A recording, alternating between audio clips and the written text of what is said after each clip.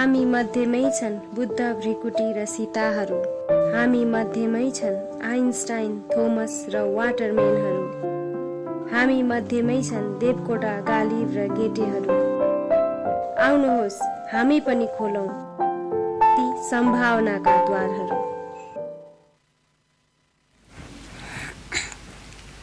हामी मध्येमै छन् बुद्ध भृकुटी र सीताहरू।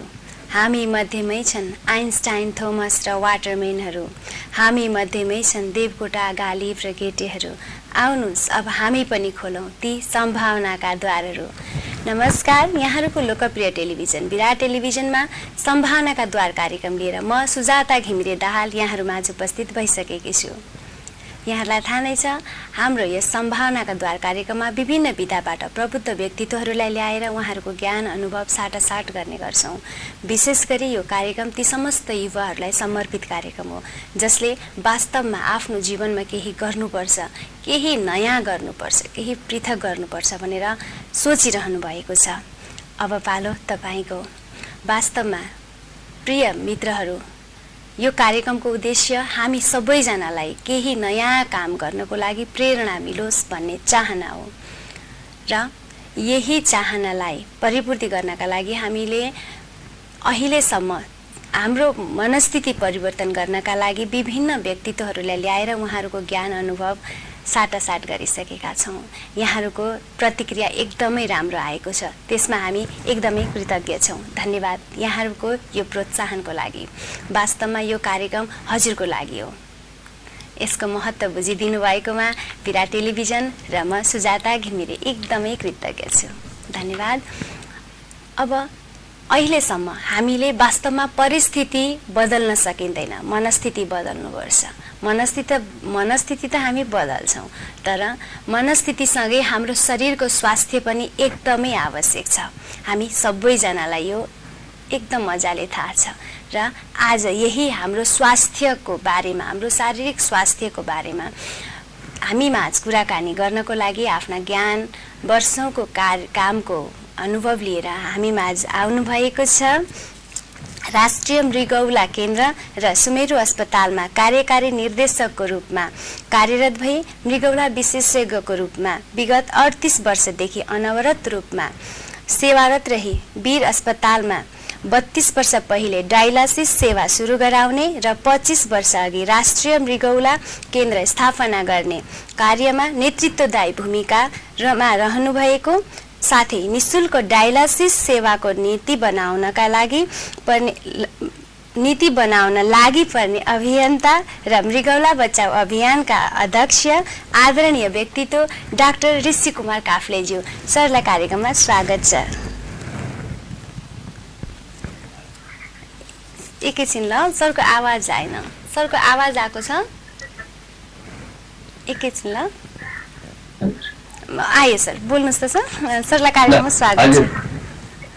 धन्यवाद सुजाताजी। अनि के छ सर, कस्तो हुनुहुन्छ? आरामै हुनुहुन्छ? लकडाउन कस्तो चलिरहेको छ? ठीक छ, महामारी छ, लकडाउन छ, काम छ, जिम्मेवारी छ, सबै चल्दैछ है। अब झन् डक्टरी पेसामा भए पछाडि त अहिले त हजुरहरू त झन् एकदमै जुझारु भएर काम गरिरहनु भएको छ हैन सर? हामीले काम पनि गर्नु परेको छ, आफूलाई जोगाउनु पनि परेको छ र अरूलाई जोगाउन प्रेरणा पनि दिनु परेको छ। हजुर हजुर। अनि अब हजुरको अहिले मैले परिचय दिइरहँदाखेरि परिचय दिए हैन, हजुरले आफ्नो परिचय दिँदा चाहिँ के भनेर दिनको लागि दिन त रुचाउनुहुन्छ सर? एकचोटि भनिदिनुहोस् न है। हैन, म एउटै कुरा के हुन्छ भनेदेखि पढेर अब भनौँ न छात्रवृत्तिमा पढ्न जान पाइयो। त्यो बेलाको सोभियत सङ्घ भन्नुहोस्, अहिले त्यो सोभियत सङ्घ छैन, अहिले रसिया छ। सोभियत सङ्घमा पढ्न जान पाइयो, पढियो। बेसिक डिग्री भन्छ उनीहरूको, एमडी भन्छ होइन। अब त्यो मेडिसिनमा मास्टर डिग्री गरेपछिको बहतको पिरियडमा के पढ्ने भन्ने कुरा आयो। साथीभाइसँग सल्लाह गरेपछि होइन, मृगौला रोग विशेषज्ञ नेपालमा एकजना मात्रै हुनुहुन्छ, इच्छा छ भने बन भनेपछि मैले त्यही कुरा प्रोफेसरलाई भने, प्रोफेसरले के भने हुन्छ ल त अब त हिसाबमा त मृगौला रोग विशेषज्ञ बन्ने भने मृगौला रोग विशेषज्ञ पढेपछिको रूपमा देशमा फर्केर आएँ। मलाई फर्केर आएपछि के भने निरुला रोग बिसके त पढेर आयो बाबु, तिमीलाई काम कहाँ दिने? यो देशमा त निरुला रोगी नै छैनन्, के गर्ने, कसरी दिने? त्यो सुरुवात थियो 38 वर्ष अगाडिको कुरा है। तर आज तपाईँ हिसाबमा हेर्नुहुन्छ भने देशभरिमा 60 भन्दा बढी मृगौला रोग बिसकेछन् होइन। भनेपछि मैले के भन्छु भन्ने हिसाबमा त्यो बेलामा अरे यो देशमा किन बस्ने, विदेशमै जाउँ कि होइन भन्ने सोच पनि थियो। तर देशमै बसेर लड्दै पढ्दै गरेपछिको वखतको पिरियडमा 2-4 जना डाक्टरले पनि के गर्न सक्दो रहेछ, सेवा सुरुवात गर्न सक्दो रहेछ, त्यसलाई सुदृढीकरण गर्न सक्दो रहेछ। यही कुरा अहिले देखियो होइन, त्यो हिसाबले देखियो। त्यसैले मैले के भन्छु भने देशभित्र काम गर्ने एकजना विशेषज्ञ डाक्टरको रूपमा मृगौला रोग विशेषज्ञको रूपमा म आफूलाई चाहिँ भन्न चाहन्छु।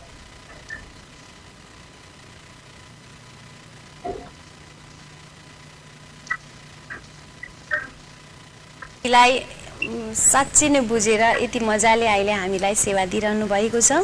अब हामीले हेर्दै गर्दाखेरि वास्तवमा हाम्रो शरीरमा मृगौलाको मुख्य काम चाहिँ के हो त सर? यसले चाहिँ कस्तो भूमिका खेल्छ हाम्रो शरीरमा? होइन, मृगौलाको मुख्य काम के हो भने हाम्रो शरीरलाई स्वस्थ राख्नु। अब खालि हामीले के बुझ्छौँ भने मृगौलाले पिसाब बनाउँछ, पिसाबमा बढी भएको पानी, बढी भएको नुन जस्ता पदार्थहरू, साथसाथमा फोहोर पदार्थहरू, हाम्रो शरीरबाट निक्लेका फोहोर पदार्थहरू पिसाबमा फ्याल्छ होइन, त्यो गर्छ। तर त्यो गर्दै गर्दा उसले रक्तचाप ठिक राख्छ, एनिमिया हेमोग्लोबिन ठिक राख्न एरिथ्रोपोइटिन बनाउँछ, क्याल्सियम ठिक राख्न भिटामिन डी लाई सक्रिय बनाउँछ। र साथसाथमा के गर्छ भन्नु छ भनेदेखि चाहिँ हाम्रो शरीरलाई पूर्णतया स्वस्थ बनाउन मृगौला नभइकन हामी स्वस्थ हुन सक्दैनौँ।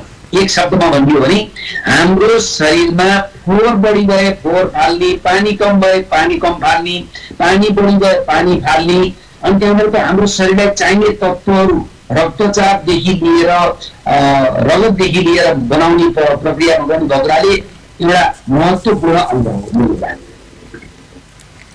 वास्तवमा हामी सबैजनालाई प्राय मृगौलाको महत्त्वको बारेमा त जानकारी नै थियो, तर यसले यति धेरै महत्त्व राख्छ भन्ने चाहिँ हामी सबैजनालाई थाहा नहुन पनि सक्छ। त्यसको लागि हामीले यो प्रश्न यहाँ राखेका थियौँ।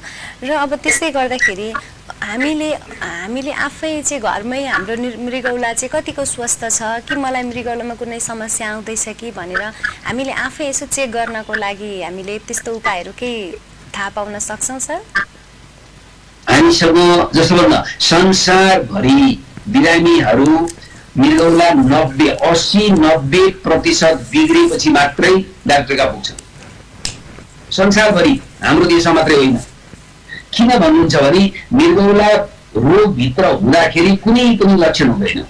अब तपाईँले भन्नुभयो मृगौला बिग्रेको मान्छे त जब त्यो मान्छे सास फेर्न सक्दैन, सुत्न सक्दैन, खान सक्दैन, हिँड्न सक्दैन, पिसाब फेर्दैन, अब त्यस्तो व्यक्ति त घरमा बस्दैन, त्यो मान्छे त अस्पताल गइहाल्छ। अब तपाईँले सोध्नु भएको हामी घरमा बसी बसी स्वस्थ हुन कसरी सक्छौँ भन्नुहुन्छ भने स्वस्थ जीवनशैली अपनाउने, जतिसुकै स्वस्थ जीवनशैली अपनाए पनि, जतिसुकै रक्तचाप ठिक राखे पनि, जतिसुकै मधुमेह ठिक राखे पनि, जतिसुकै मैले एक्सर्साइज गरे पनि, जतिसुकै पनि मैले सुत्ने कामहरू चाहिँ समयमा गरे तापनि के देखिन्छ हिसाबमा भने मृगौला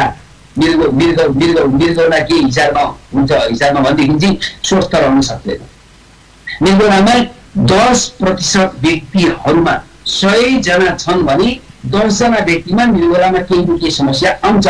यो प्रकृतिको नियम भन्नुहोस्, हामी त्यसरी बुझौँ भने अब ती 10 जना मध्येमा 1 जनाको मृगौला चाहिँ बिग्रेको हुन सक्छ भने बिग्रिन थालिसक्यो। 100 जनामा 10 जनाको चाहिँ मृगौलामा समस्या छ, केही न केही समस्या छ। त्यो 10 जना मृगौलामा समस्या भएको मध्येमा 1 जनाको मृगौला बिग्रिन थाल्यो। अब यी 10 जनालाई केही थाहा छैन, खाना पनि खाएछन्, पिसाब पनि फेरेका छन्, निद्रा पनि लागेको छ, काम पनि गरेका छन्, उनीहरू आफूलाई स्वस्थ भन्ठान्छन्, तर त्यो 10जना रोगी छन्। अब म 10जना रोगीहरू अस्पताल जाँदैनन्। किन जाँदैनन् भने किनभने मलाई केही भएकै छैन, मलाई खाना रुचेको छ, मलाई निद्रा लागेको छ, मैले काम गरेको छु, म किन जाने अस्पताल, म किन जाने कुनै परीक्षण गर्न। त्यसैले तपाईले भन्नुभयो घरमा बसेका व्यक्तिले म कति स्वस्थ छु छैन भनेर थाहा पाउनको लागि उहाँहरूले गर्नुपर्ने एउटै काम के हो भने वर्षको एक पटक मेरो मृगौला कस्तो छ भनेर जाँच पडताल गर्ने। त्यो जाँच पडताल गर्न युरिनमा प्रोटिन गएको छ कि छैन अथवा एल्बुमिन गएको छ कि छैन र रगतमा क्रियाटिनिन बढेको छ कि छैन र अल्ट्रासाउन्ड गरेर मेरो दुईटै किडनी छ कि छैन, किडनीमा पथरी छ कि छैन, प्रोस्टेट ग्ल्यान्ड बढेको छ कि छैन, पाठेघर चाहिँ ठुलो भएर अथवा पाठेघर चाहिँ खसेर हैन त्यो हिसाबमा चाहिँ खसेर त्यो हिसाबमा गरेर चाहिँ त्यसले गर्दा प्रोड्याप्सले गर्दाखेरि चाहिँ त्यसले गर्दाखेरि अप्ठ्यारो परेको छ कि है यस्ता खालका कुराहरू थाहा पाउनुको लागि के गर्नु पर्यो, मृगौला परीक्षण नगरिकन म स्वस्थ छु भनेर कसैले भन्नु भने नबताउनुहोस्। हुन्छ असल। वास्तवमा हामी जतिजनाले यहाँ हेर्दैछौँ हामी पनि कतै मृगौलाको रोगबाट भनौँ मृगौलाको समस्याबाट त गुज्रिरहेका छैनौँ। एकपटक विचार गरौँ, हामीले पनि मृगौला निरन्तर चेक गरिरहेका छैनौँ भने अहिले सरले भन्नुभएको ती सबै कुराहरू हामी वर्षमा एकचोटि, कम्तीमा पनि वर्षमा एकचोटि हामी रेगुलर चेकअप गराउँ, बिरामी साह्रो हुन नपऱ्यौँ है त। अब सर मृगौलाको कुरा गर्दैछौँ हामी, कस्तो अवस्थामा चाहिँ मृगौला बिग्रिँदा औषधि खाएर निको हुन्छ अनि फेरि कस्तो अवस्थामा चाहिँ डायलाइसिस गर्नुपर्छ, कुन अवस्थामा चाहिँ प्रत्यारोपण नै गर्नुपर्छ, यसमा चाहिँ अलिकति जानकारी भयो भने। अब सोध्नुहोस् न, हामीले जाँच गर्नु अब जस्तो म कहाँ जान्छु भने जाँच गर्न भनियो, जाँच गर्न कोही मान्छे गयो ल्याबमा जाँच गरेर उसले पिसाबमा प्रोटिन गएको भेटियो, ब्लडमा क्रियाटिनिन बढेको भेटियो, अल्ट्रासाउन्ड गर्दाखेरिको त्यसमा कहीँ किडनीको रोग छ, किडनी चाहिँ अलिकति शून्य छ अथवा केही छ भन्ने देखा पर्यो। यो अवस्थामा बिरामी मृगौला रोग विशेषज्ञ कहाँ गएर उसले जाँच पडताल गर्यो भने तीन थरी कुरा आउन सक्छ। एक थरी कुरा के हुन सक्छ भने मृगौला रोग भर्खर सुरु भएको छ, मृगौला रोगले मृगौला त्यति बिगारेको रहेनछ र यो उपचार गरेर निको हुन सक्छ भन्ने एउटा हुन सक्छ। अर्को के हुन सक्छ भने तपाईको मृगौला बिग्रिसकेछ, तत्काल तपाईलाई डायलिसिस प्रत्यारोपण चाहिँदैन, तर तपाई पथ परहेजमा र डाक्टरको निगरानीमा बस्नुपर्छ। यति बेलासम्म बस्नुपर्छ जब चाहिँ तपाईको मृगौला कति बिग्रियो भन्ने कुरा बिग्रिँदै गएपछि 10% भन्दा कम बिग्रिएपछि तपाईले मृगौला प्रत्यारोपण वा डायलिसिस गर्नुपर्छ। अब तेस्रो कुरा के हुन्छ, तपाईको मृगौला त जम्मी 10% अथवा 15% काम गर्छ भनेपछिको बहसको पिरियडमा के चाहियो भनेदेखि उहाँले के गर्नु पर्यो, अब तयारी गर्नु पर्यो, डायलिसिस गर्नु पर्यो या प्रत्यारोपण गर्नु पर्यो। कुनै पनि अवस्थामा दुईटै मृगौलाले काम गर्न नसकेको 10% भन्दा कम काम गरेको त्यो अवस्थामा त्यो बिरामीलाई या त तपाईले डायलिसिस गरेर बचाउन सक्नुहुन्छ या त उसको मृगौला प्रत्यारोपण गर्नुहुन्छ। तर सामान्यतया कस्तो भने मृगौला प्रत्यारोपण भनेको आजको भोलि गर्न सकिँदैन। त्यसैले के गर्नु पर्यो भनेदेखि त अब मृगौला प्रत्यारोपण गर्न दाता चाहियो, अस्पताल चाहियो, सबै सुविधा हुनु पर्यो, खर्च पर्चको व्यवस्था गर्नु पर्यो। यो सबै कुरा गर्नको लागि मान्छे तयार हुँदैन। त्यसैले के गरिन्छ, तत्क्षण डायलिसिस गरिहालिन्छ। तर मैले दोस्रो क्याटेगोरीको बिरामी भने जो व्यक्तिको मृगौला बिग्रेको छ तर अन्तिम अवस्थामा पुगेको छैन भने त्यस्तो व्यक्तिले के गर्न सक्छ, मेरो दाता को हुन्छ, कसले मलाई मृगौला दिन्छ, कसको कहाँ गएर मैले मृगौला प्रत्यारोपण गर्ने भनेपछि हरेक मृगौला बिग्रेको व्यक्ति जसको अन्तिम अवस्था पुग्यो, एन्ड स्टेज किडनी फेलियर भन्छ, किडनी फेलियरको सुरु मध्यम होइन अन्तिम, अब यो उपचार गरेन भने त्यो बिरामी मर्छ। त्यो अवस्थामा या डायलिसिस या प्रत्यारोपण प्रत्यारोपण गर्नु सबैको नैसर्गिक अधिकार हो, तर सबै व्यक्तिलाई प्रत्यारोपण मिल्दैन, किनभने उमेरको कारणले प्रत्यारोपण हुँदैन। 60 वर्ष नागेपछि प्रत्यारोपण गर्न गाह्रो हुन्छ। त्यो 60 वर्ष नागिसकेपछिको बहुत अथवा मुटुमा साह्रै समस्या छुट्नु छ, संक्रामक रोगहरू चाहिँ नराम्रो स्थितिमा शरीरमा छन् भनेदेखि यहाँ प्रत्यारोपण थाम्न सक्दैन। त्यो व्यक्ति यति कमजोर छ, प्रत्यारोपण शल्य क्रिया गरेर उसलाई बचाउन सकिँदैन भने ती व्यक्तिहरूबाट डायलिसिस गरेर जीवनभर मुख बार्ने, औषधि खाने, डायलिसिस गर्ने, डाक्टरलाई देखाउने, यही गरेर बाँच्नुपर्ने बाध्यता हो। हस् हस्, धेरै धेरै धन्यवाद सर। अब हामीले मुख बार्ने कुराहरू गर्दै गर्दाखेरि जस्तो अब हामी त अहिले फास्ट फुड भन्छौँ, जङ्क फुड भन्छौँ होइन, यस्तो कुराहरूले त मृगौलालाई झन् धेरै असर गर्छ होला भने यो अवस्थामा चाहिँ मृगौलालाई स्वस्थ राख्नको लागि हामीले के कस्ता खानेकुराहरू खाँदा चाहिँ एकदमै मृगौलालाई स्वस्थ राख्न सकिन्छ सर, त्यसको बारेमा पनि अलिकति जानकारी गराइदिनुहोस् न है। अब हेर्नुहोस् है, अब यहाँ मृगौला कहाँ छ, मृगौला कसैले देख्दैन। हामीले नदेखिने भित्री भागमा मेरुदण्ड भन्छौँ, मेरुदण्डको भागमा हाम्रो मुठी पार्दाखेरि त्यत्रै साइज हो, ल सी आकारको यत्रै साइज, मैले मुठी पार्दाखेरि मेरो मृगौला यत्रै हो, ल यत्रै मृगौला हुन्छ, दुईटा मृगौला। अनि त्यो मृगौला मैले देख्न सक्दिनँ, डाक्टरले छामेर पनि फेला पार्न सक्दैन। डाक्टरले हेर्ने हो भने एक्सरे गर्नुपर्छ, सिटी स्क्यान गर्नुपर्छ, तब मात्रै त्यो मृगौला देख्न सकिन्छ। भने त्यस्तो ठाउँमा लुकेर बसेको अङ्ग छ भने कहाँ छ, शरीरको भित्री भागमा छ। भने शरीर स्वस्थ रहे मृगौला स्वस्थ हुन्छ। अब शरीर स्वस्थ राख्न के गर्नु पर्यो भनेपछि तपाईँले के खाँदै हुनुहुन्छ? हामी त के सोच्छौँ भने जे पाइएको छ, जे उपलब्ध छ, मलाई जे मिठो लाग्छ, जतिखेर मन लाग्छ त्यतिखेर खायो भने ठिकै हो नि त, त्यही राम्रो हो भन्न जान्छौँ।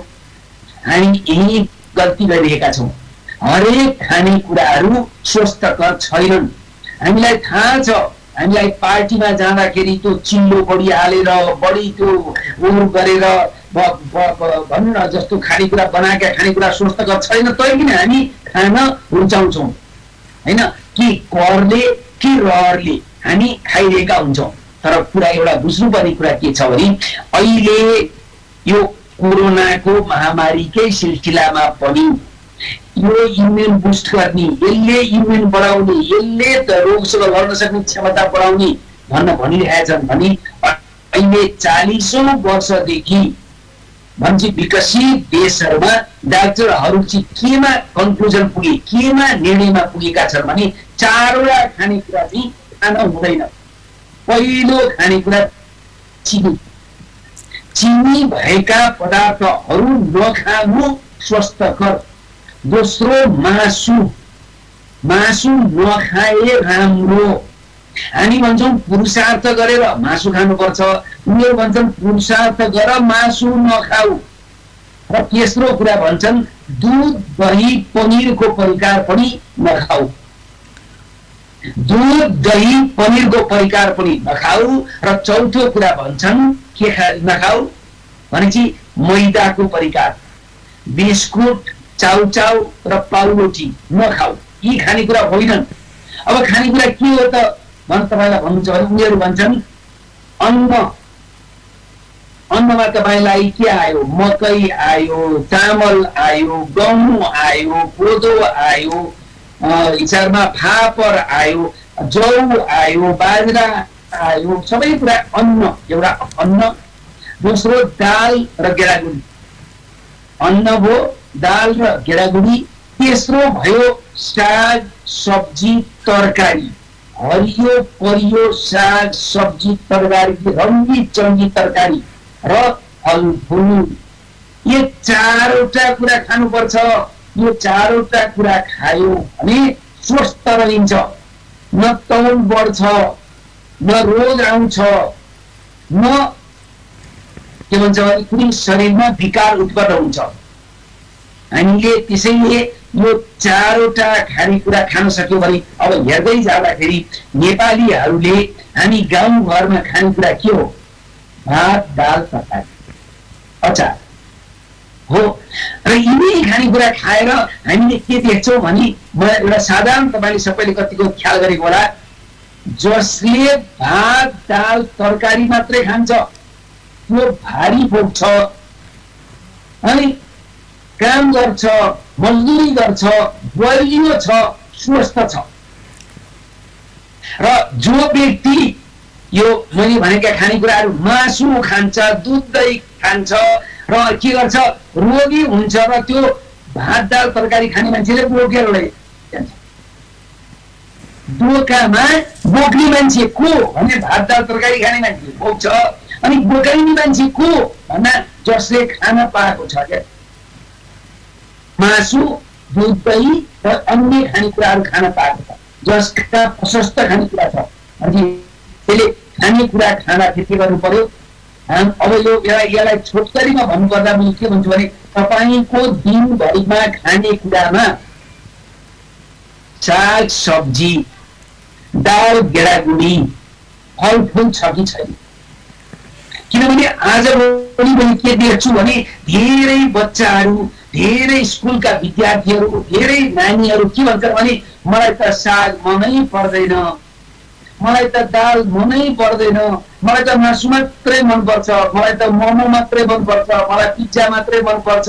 लौ न, एउटा कुरा कोरोना महामारीले प्रष्ट देखायो के भने मासु यो हिसाबमा चाहिँ के भन्छ भने दुध दहीका परिकारहरू चाहिँ आइसक्रिम र योहरू खाने व्यक्तिहरू र ती व्यक्तिहरू के भए ढले इटलीमा, स्पेनमा, न्युयोर्कमा कसरी ढले मान्छेहरू भनेपछि त्यति बरु हाम्रो गाउँ घरमा कोरोना पुगे पनि त्यति ढलेन, मृत्यु भयो होला, रोगी भयो होला, आक्रामक भयो होला, आक्रान्त भयो होला, तर त्यति ढलेन।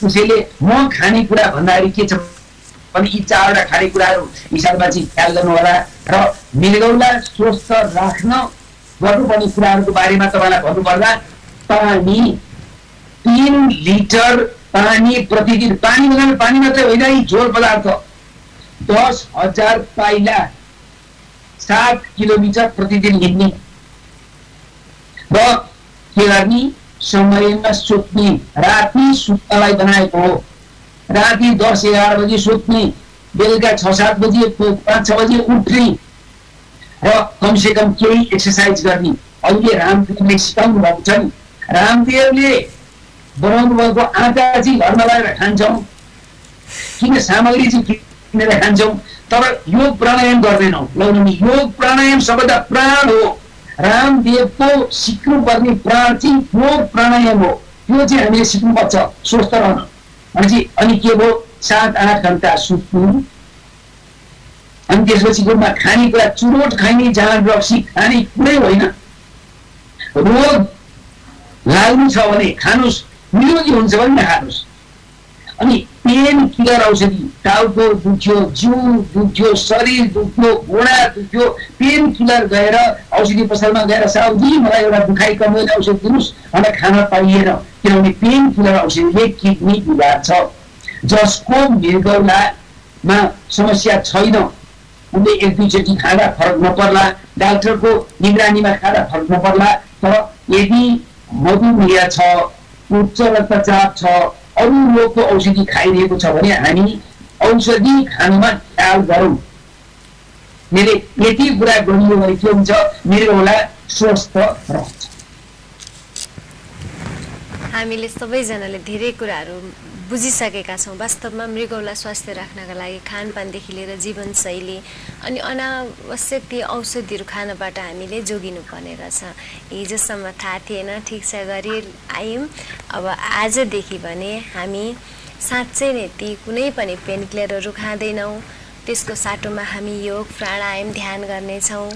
जसरी सरले भन्नुभयो हामीले त्यो पनि अपनाउनेछौँ। हजुरहरूको लागि एकदमै यो कार्यक्रम एकदमै आजको कार्यक्रमले एकदमै लाभ दिन्छ भन्ने हामीले अपेक्षा गरेका छौँ। हजुरहरूले हामीलाई फेसबुक विराट टेलिभिजनको फेसबुक पेज मार्फत पनि हेर्न सक्नुहुन्छ, युट्युबमा पनि हेर्न सक्नुहुन्छ र टेलिभिजनमा युट्युब विराट टेलिभिजनमा पनि हामीलाई हेर्न सक्नुहुनेछ। यहाँहरूका जिज्ञासाहरू हामी उठान गर्नेछौँ। अहिले जति पनि प्रश्नहरू आएका छन् विभिन्न ठाउँबाट यी प्रश्नहरू सङ्कलन गरेर हामीले यहाँ ल्याएका छौँ। यी प्रश्नहरूमा मलाई विश्वास छ कति प्रश्नहरू तपाईँका पनि हुन सक्छन्। र सर, अब हामीले वास्तवमा मृगौलालाई स्वस्थ राख्नका लागि धेरै कुराहरू गरिरहेका छौँ। अब मृगौला स्वास्थ्यबारे चाहिँ हाम्रो नेपालमा चाहिँ जनचेतना कस्तो छ, यसमा पनि अलिकति प्रकाश पारिदिनु न। कतिको ओहो हेर्नुपर्छ, मृगौला चेक गराउनुपर्छ भन्ने सुरुमै आउनुहुन्छ कि एकैचोटि बिरामी डायलाइसिस गर्ने अवस्थामा चाहिँ हजुरको हस्पिटलमा आइपुग्नुहुन्छ? के छ यसको बारेमा चाहिँ? अब यस्तो छ, कस्तो छ भने अब यो ज्ञान कसलाई छ हेर्नुहोस् है। अहिले तपाईँले बुझ्नुहोस्, मृगौला जाँच्नु पर्छ, परीक्षण गर्नुपर्छ, स्वस्थ रहन केही मेहनत गर्नुपर्छ भन्ने कुरा जानकारी भएका डाक्टरहरू कहाँ छन्? अस्पतालमा बसेका छन्। अनि कसलाई जान्छन् भने जसको मृगौला बिग्रिया छ तिनका परिवारलाई लौ न यस्तो गर्ने भने चाहिँ तिनीहरू आत्तिएर अलिकति जाति हो। तर के छ भने नेपाल सानो देशमा हामीले जस्तो मृगौला रोगको उपचार गर्दै जाँदाखेरि के देखियो भने अब सरकारी निकायमा भएका पदाधिकारीहरूले के देख्नुभयो भने ओहो मृगौला भनेको त खतरा पो रहेछ त बाफ्रे, यसले गर्दाखेरि त मान्छेलाई त कङ्गाल बनाइदो रहेछ, करोडपति कङ्गाल बन्दो रहेछ, खर्च गर्दा गर्दा कति खर्च गर्ने भन्दा ठेगानै छैन, बाँकी खर्च गर्ने सधैँ खर्च गर्नुपर्ने, ओहो यसमा केही गर्नुपर्छ भन्ने धारणा आयो।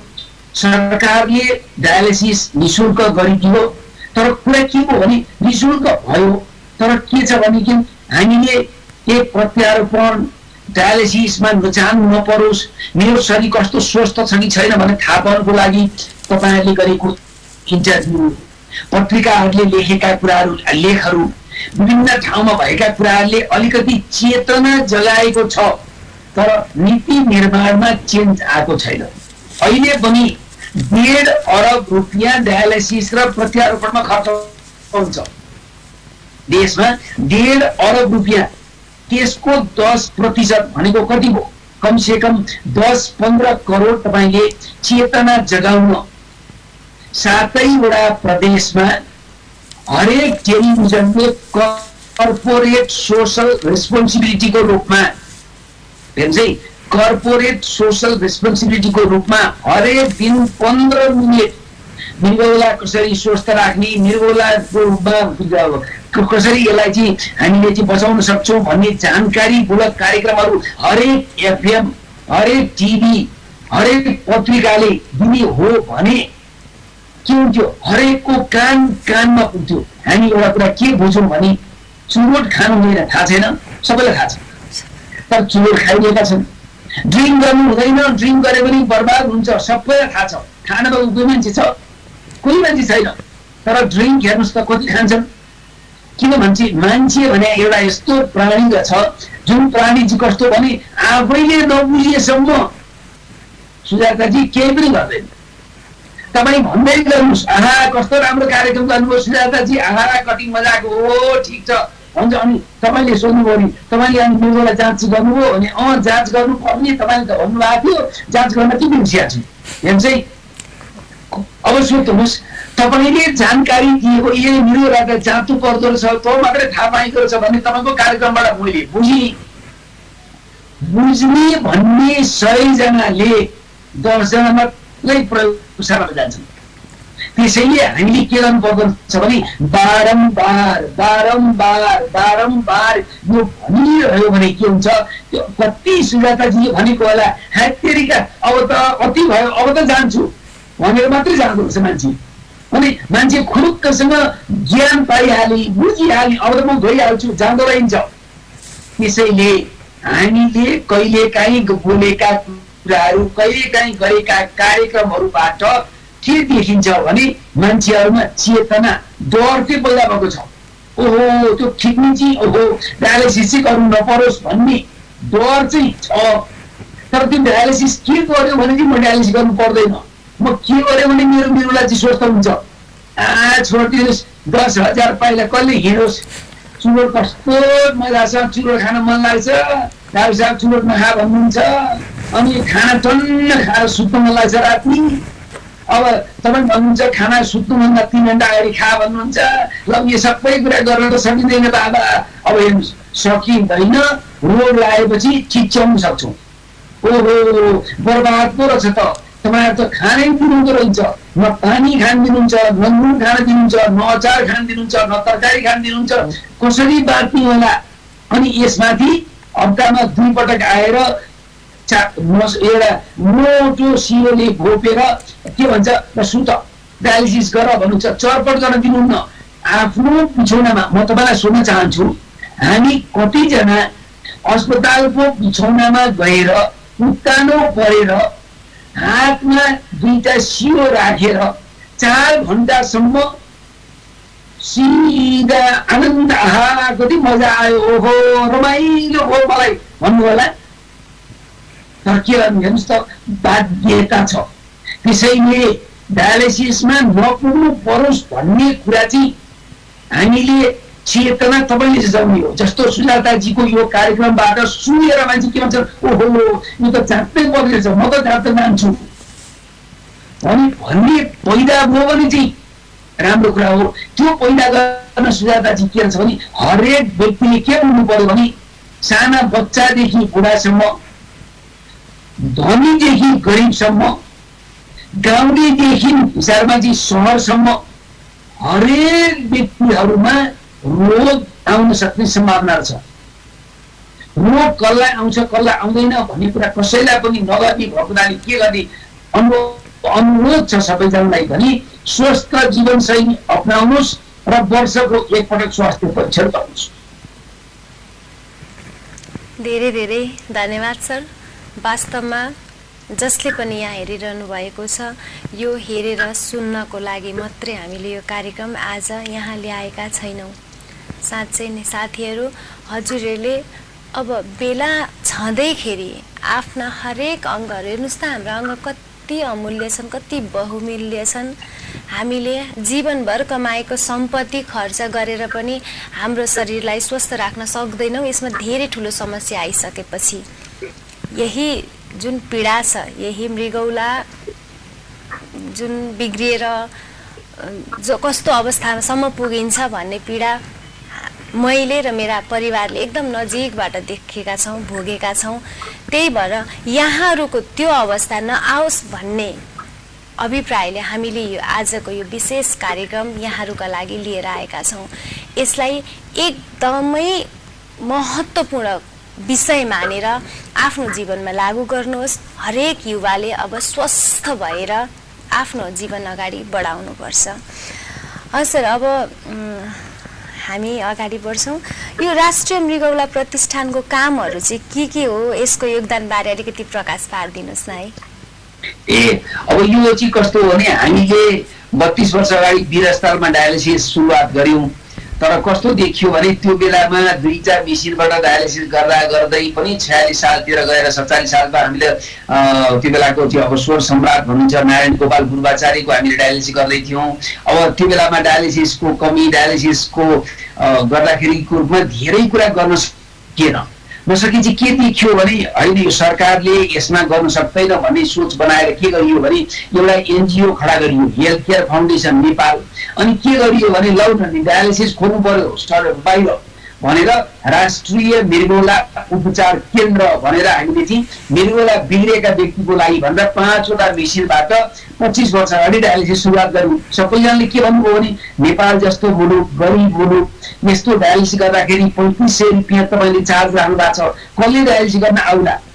अनि अब आए आउनुहुन्छ नआए आउनुहुन्न। हामीले त देख्यौँ अल इन्डिया इन्स्टिच्युटमा पनि डायलिसिस गरेर बसेका छन्, सिएमसिएच भेलोरमा पनि डायलिसिस गरेर बसेका मान्छे छन्। ती व्यक्तिलाई त्यहाँभन्दा त यहाँ सस्तो पर्छ नि भनेपछि नभन्दै हामीले 5वटा मेसिनबाट गर्दै गर्दै गर्दै गएर अहिले हामीले राष्ट्रिय मृगौला उपचार केन्द्र वनस्थली अनि राष्ट्रिय मृगौला उपचार वनस्थलीको साथसाथमा मृगौला के अरे सुनेरू अस्पताल ढापाखेल र त्यसै गरी हिसारमा तनहुँ जिल्ला अस्पताल दमोलीमा, बकुलर अस्पताल रत्नगर चितवनमा, अनि बोल्जा आँखा अस्पताल विराटनगरमा र तामाकोशी अस्पताल आमीछापमा समेत हामीले डायलिसिस सेवा दिइरहेका छौँ।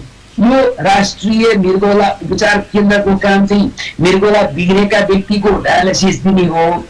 हामीले भर्खरै सुरु गरेका छौँ मृगौला बचाऊ अभियान। यसको काम चाहिँ मृगौला बचाऊ अभियानको काम चाहिँ मृगौलाको बारेमा चेतना जगाउने कार्यक्रम र जानकारी हरेक गाउँ ठाउँमा पुगोस् भन्ने हाम्रो सोच हो। हस्, हजुरले यो मृगौला बचाऊ अभियान जुन सुरु गर्नुभएको छ, हामीले यसबाट चाहिँ फेसबुक लाइभबाट पनि हजुरलाई त्यहाँ हजुरका कुराहरू सुन्न सक्छौँ होइन सर? त्यसको बारेमा अलिकति भनिदिनुहोस् न है, किनभने भोलिदेखि नै, भोलि हुन्छ होइन सर त्यो कार्यक्रम? भोलि सरको मृगौला बचाऊ अभियान कार्यक्रम हुन्छ। हामी सम्पूर्ण दर्शकहरूले चाहिँ त्यसमा हेरेर वास्तवमा अझै यो कुरालाई अझै गहिराइमा बुझ्ने अवसर पाउनुहुन्छ। त्यही भएर यसको बारेमा अलिकति जानकारी गराइदिनुहोस् न।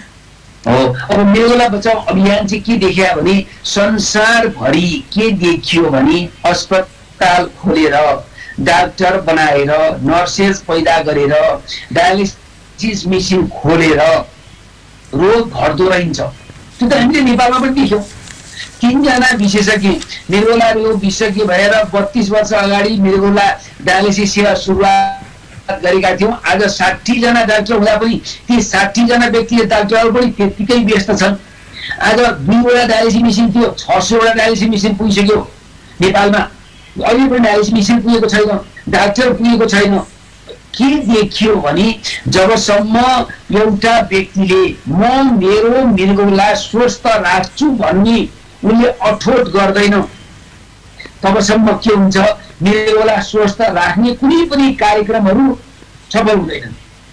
यही सोच लिएर मृगौला बचाऊ अभियानले, मृगौला बचाऊ अभियानको भनेपछि फेसबुकमा विगत 1 वर्षदेखिको मैले के गर्न थालेको भने शनिबार बिहान 9 बजेदेखि 9:30 बजेसम्ममा किन मृगौला स्वस्थ राख्न सकिन्छ, कसरी स्वस्थ राख्न सकिन्छ, के गर्यो भने मृगौला स्वस्थ हुन्छ र मृगौला उपचार भन्दा यहाँ उपचारको कुरा गर्दैनौँ। हामीले मृगौला बचाऊ अभियानको 9 बजेदेखि 9:30 बजेसम्म नयाँ कुनै जानकारीमूलक कार्यक्रमहरू, जानकारीमूलक कुनै इन्फर्मेसन आएको छ भने त्यो पनि सेयर गर्छौँ।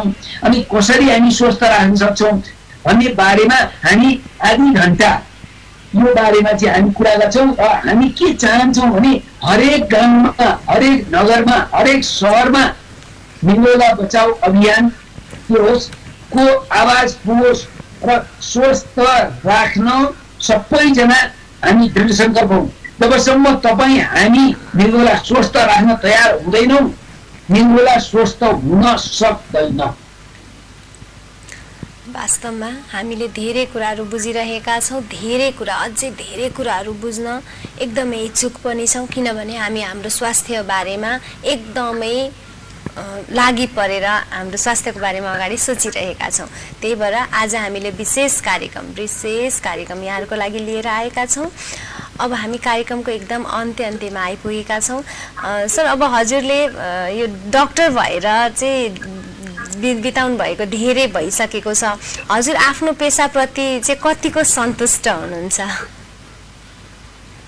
म सन्तुष्ट यो मानेमा सन्तुष्ट छु कि सन्तुष्ट मलाई सम्झना आउँछ जब मैले चाहिँ पढिसकेपछिको पिरबार जाउँ, हेर अमेरिका जाउँ, बाजी त्यहाँ साथीहरूले अमेरिका जाउँ होइन, 10 वर्ष भइसक्यो यहाँ घर छोडेर आएर बसेर खालि पढेँ। अब म अर्को देशतिर जान चाहिँ म चाहन्न, म देशै फर्किन्छु। र देश फर्केर आएपछिको पिँढीमा अहिले हेर्नुहोस् त, अब सोध्नुहोस् मृगौला रोग के बाबु, किन तिमीले यो पढेर आएको, तिमीले के काम गरौला भन्ने ठाउँबाट आज मृगौला रोग विशेषज्ञ मेरो अस्पतालमा चाहियो नि, लौ न हामीलाई मृगौला रोग विशेषज्ञ चाहियो, हामीलाई हाम्रो अस्पतालमा डायलिसिस खोल्नु पर्यो, मृगौला रोगको बारेमा बताइदिनु पर्यो भनेर जुन तपाईँले भन्नुहुन्छ नि, यो जतिको जति सन्तुष्ट के होला। आज हामी यो ठाउँमा पुग्नु कहाँबाट? बिरामीको माया, हामीले गरेको प्रयास, आफ्नो गरेको अथक प्रयास, म एउटा युवाहरूलाई के भन्न चाहन्छु भने असम्भव केही पनि छैन। हेर्नुहोस् है, असम्भव के छैन भन्नुहुन्छ भनेदेखि हामीलाई त्यो वखतको पिरियडमा सबैजना डाक्टरले के भनेका थिए, यो राष्ट्रिय मृगौला उपचार केन्द्र खोलेर के चल्ला नेपालमा, चल्छ चल्दैन, हामीले भने चले चल्छ नचले चल्दैन भनेर हामीले कुनै कुरा हेरेनौँ। हामीले के भन्यौँ भने यदि हामीले घर भाडा तिर्न सक्यौँ, पानी तिर्न सक्यौँ र कमसेकम तल्लो लेभलमा काम गर्ने कामदारहरूको स्यालेरी तिर्न सक्यौँ, मेसिन बनाउने काम गर्न तिर्न सक्यौँ भनेदेखि ल त्यति पैसा भएछ भने हामी पश्चिमी होइन त भन्ने हाम्रो टिम थियो। टिमले भन्यो हो केही छैन, हामीले खान पाएनौँ, हामी अरू कुराले हामीले चाहिँ हिसाबमा बचाउँला भन्ने गर्दाखेरि हेर्नुहोस् त, तर त्यो दिन कहिले पनि आएन। हामीले काम गर्न थालेदेखिको बिरामीहरू आउन थाल्नुभयो, डायलिसिस गरिदिनुहोस्, मलाई डायलिसिस गरिदिनुहोस्, मसँग पैसा छ म तिर्छु, पैसा नभएका मान्छे पनि आउनुभयो। तर यो सेवा दिँदै जाँदाखेरि एउटा यस्तो अवस्था आयो जब नेपाल सरकारले राष्ट्रिय मृगौला उपचार केन्द्रमा 65 सालमा के भन्यो, ज्येष्ठ नागरिकको डायलिसिस वीर अस्पतालबाट होइन, ज्येष्ठ नागरिकको डायलिसिस त्रिभुवन शिक्षण अस्पतालबाट होइन, राष्ट्रिय मृगौला उपचार केन्द्रबाट सुरु गर्यो। 66 सालमा hepatitis B, hepatitis C, HIV भएका बिरामीहरूको निःशुल्क डायलिसिस कहाँबाट सुरु गर्यो, राष्ट्रिय मृगौला उपचार केन्द्र, जुन चाहिँ नाफा नकमाइकन सेवा दिने संस्था हो। अनि अब सोध्नुहोस् त, अनि तपाईँलाई भन्नु पर्दाखेरिको महत्त्वको पिरियडमा बेलायतबाट आएका छन्, जर्मनीबाट आएका छन्, जापानबाट आएका छन्, जहाँबाट आएका छन् बिरामीहरू जुन आएका छन्, आएर डायलिसिस गरेर फर्किन्छन्, उनीहरू भन्छन् हामीले यो देशमा नेपालमा यस्तो डायलिसिस पाउँला सोचेका पनि थिएन। नेपाल जस्तो गरिब मुलुकमा अमेरिकाको जस्तो बेलायतको जस्तो डायलिसिस सेवा कसरी दिन सक्यो तिमीहरूले? हेर्नुहोस् भनेपछि नेपाली डाक्टरहरू, नेपाली नर्सहरू, नेपाली व्यवस्थापकहरू हामी कमजोर रहन्छौँ। कमजोर रहेछौँ केमा? जब हामी युनाइटेड हुँदैनौँ, मिलेर टिम बनाउँदैनौँ, अनि हामी टुटे फुटेको प्रयासबाट हामी कहीँ पनि पुग्न सक्दैनौँ। टुटे फुटेको होइन, जुटेको प्रयासबाट हामीले के गर्न सक्छौँ? अहिले हामीले विश्वलाई एउटा कुरा के गरेर देखाएका छौँ, मृगौलाको क्षेत्रमा हुन्छ भने नेपाल जस्तो गरिब मुलुकमा डायलिसिस निःशुल्क, प्रत्यारोपण निःशुल्क सम्भव थियो। जुन देशमा बाबु मृगौला रोग विशेषज्ञको काम छैन भन्ने देशमा आज डायलिसिस निःशुल्क, यो कसैले सोचेको थियो? सोचेको थिएन। यो कसरी सम्भव थियो? यो कसरी सम्भव भयो भने जब तपाईँले सिन्सियरली इमानदार पूर्वक आफ्नो काम गर्नुहुन्छ, इमानदार पूर्वक काम गरेपछि त्यसको के हुन्छ? पाइन्छ, पारिश्रमिक पाइन्छ। पारिश्रमिक कुन रूपमा पाइन्छ? हेर्नुहोस्, एउटा कुरा के छ भने पैसा कमाएर धनीले कसैलाई पुगेको छैन। कसैले पनि धनी भएर मैले पैसा बढी कमाएर आहा मलाई पुग्यो भन्ने मान्छे संसारमा भेटिएको छैन। तर हामी काम गरेर, मेहनत गरेर आफ्नो पेसामा बस्यौँ भने हामी, तपाईँले सोध्नुभएको जस्तो कुरा चाहिँ तपाईँ सन्तुष्ट हुनुहुन्छ भन्छ नि, मैले भन्छु म जति सन्तुष्ट व्यक्ति को होला?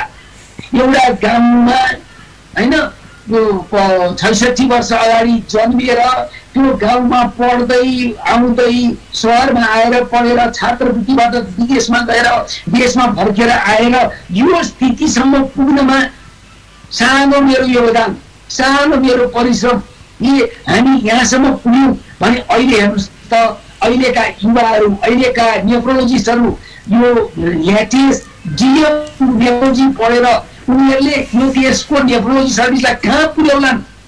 त्यसैले हामीले के गर्नुपर्छ? मौका आउँछ पर्खँदैन भन्छ नि, हामीले आजै मेहनत गर्नुपर्छ, अहिले मेहनत गर्नुपर्छ र सही बाटोमा हिँड्यौँ भने हामी त्यहाँ पुग्न सक्छौँ जहाँ हामीले कल्पना पनि गर्न सक्छौँ। हस्, धेरै धेरै धन्यवाद सर। हजुरको यो एकदम अमूल्य समय हामीले वास्तवमा धेरै कुराहरू सिक्ने अवसर पाएका छौँ। हाम्रा युवाहरूलाई एकदमै प्रेरणा मिलेको छ।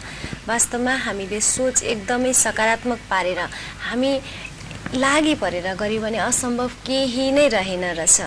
यसले यहाँहरूले पनि धेरै कुराहरू बुझिसक्नु भएको छ। गर्दा एकदम सब सम्भव छ। सम्भावना तपाईँमा छ, द्वार पनि तपाईँले आफैले खोल्नुपर्छ। अब सर, हामी एकदम कार्यक्रमको अन्तिममा आइसकेका छौँ। मैले सोध्न छुटाएको र हजुरले भन्नै पर्ने कुनै पनि त्यस्तो कुरा छ भने छुट्टोमा राखिदिनुहोस् न है। सुधारजी, एउटै कुरा भन्नुपर्ने छ। तपाईँले एउटा मोटर बाइक किन्नुहुन्छ, त्यो मोटर बाइक तपाईँले के गर्नुहुन्छ? मेन्टेनेन्स गर्न लैजानुहुन्छ। तपाईँले गाडी किन्नुहुन्छ, गाडी किनेपछि के हुन्छ? ल है तपाईँ सर्भिसिङ गरेर ल्याउनुहोस् है, सर्भिसिङ गरेर ल्याउनुहोस् भन्छ, नभए तपाईँको गाडी चल्दैन भन्छ। अनि हामीलाई प्रकृतिले, भगवानले यस्तो अनमोल शरीर दिएको छ, यो शरीरको सर्भिसिङ चाहिँ हामीले के सोच्यौँ? गर्नै पर्दैन। अनि त्यसैले हाम्रो यो खटारा कहीँ गएर बिग्रिन्छ। कसैको मेदुला, कसैको मुटु, कसैको क्यान्सर, कसैको लिभर, कसैको केही न केही कुरा देखा पर्छ। किनभने हामी यसको सर्भिसिङ गर्दैनौँ। वर्षको एक पटक पुरै अङ्गको सर्भिसिङ भन्छ। स्वास्थ्य परीक्षण भनेको के? सर्भिसिङ हो। त्यो सर्भिसिङ गरेर तपाईँको स्थिति के छ भने थाहा पाउने हो। त्यसैले यो अनमोल शरीरको सर्भिसिङ वर्षको एक पटक प्लिज गरिदिनु होला र स्वस्थ रहनु होला भन्ने अनुरोध गर्न चाहन्छु। हामीले भन्नुपर्नेमा सरले आफै भन्दै हुनुहुन्छ। वास्तवमा साथीहरू, हामी सबैजना वर्षको एकपल्ट अनिवार्य आफ्नो स्वास्थ्यको बारेमा जानकारी लिउँ, सर्भिसिङ गराउँ। सरले बोल्नुभएकै शब्द मैले लिएँ, सर्भिसिङ गराउँ। हाम्रो यो शरीर एकदमै अमूल्य छ, यसलाई बेलैमा नै हामीले संरक्षण गर्न एकदमै आवश्यक छ। सर, हजुरको एकदम अमूल्य समय हामीलाई दिनुभयो, कार्यक्रममा हाम्रो निम्तोलाई स्वीकार गरेर आउनुभयो। धेरै धेरै धन्यवाद मेरो व्यक्तिगत र हाम्रो विराट टेलिभिजनको तर्फबाट। एकदम विराट टेलिभिजनले सुधारजीलाई धेरै धेरै धन्यवाद। यो मौका दिनुभयो, यस्तो अनमोल कति कुराले मान्छेलाई बताउन पाएँ, धन्यवाद। हस्, धेरै धेरै धन्यवाद। साथीहरू, अब फेरि हामी अर्को कार्यक्रममा अर्को प्रबुद्ध व्यक्तित्वको साथमा आउने नै छौँ। त्यतिन्जेलका लागि यहाँहरूबाट बिदा हुन्छु। हस्त, धन्यवाद, नमस्कार। हामी मध्येमै छन् बुद्ध, भृकुटी र सीताहरू। हामी मध्येमै छन् आइन्स्टाइन, थोमस र वाटरमेनहरू। हामी मध्येमै छन् देवकोटा, गालिब र गेटेहरू। आउनुहोस्, हामी पनि खोलौँ ती सम्भावनाका द्वारहरू।